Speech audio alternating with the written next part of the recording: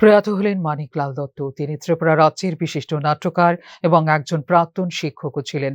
শনিবার প্রয়াত হলেন তিনি আগরতলা শহরের একটি বেসরকারি হাসপাতালে। মৃত্যুকালে তাঁর বয়স হয়েছিল ৭৫। দীর্ঘদিন ধরে শারীরিক সমস্যায় ভুগছিলেন তিনি। অবশেষে প্রয়াত হলেন তিনি। এদিন রবীন্দ্র ভবনের সামনে তাঁকে শ্রদ্ধা জানালেন রাজ্যের বিশিষ্ট সাংস্কৃতিক জগতের লোকেরা। রাজ্যের মুখ্যমন্ত্রী ডাক্তার মানিক সাহাও তাঁকে শ্রদ্ধা জ্ঞাপন করলেন। অসুবিধা অসুবিধা আসলে বলা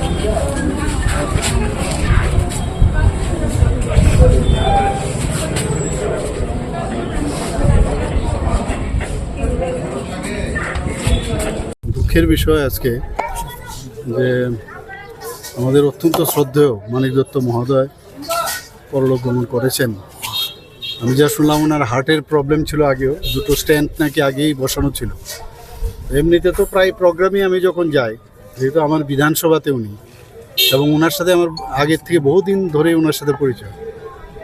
এরকম একজন সাংস্কৃতিক ব্যক্তিত্ব মানে ত্রিপুরাতে কিন্তু আমি বলবো এক্সেপশনাল, এবং মানুষের সাথে যেভাবে উনি কথা বলতেন, একজন টিচার হিসাবে উনি, আমরা সবাই জানি, খুব নাম করেছেন।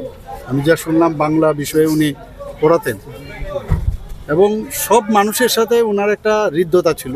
মানুষের সাথে মানে মনে হয় যে উনি ওনার অ্যাবসেন্সটা সবসময় ফিল করতেন। কোনো কারণে যদি উনি আসতো না, তাহলে মানিকবাবু কোথায় গেছে, স্যার কোথায় গেছে, এরকম আমি প্রায়ই শুনি।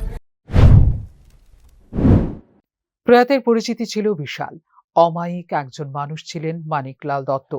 বর্দোয়ালি স্কুলে তাঁর শিক্ষকতায় বহু ছাত্র আজ ভবিষ্যৎ জীবনে অনেক সুদূর প্রসারী।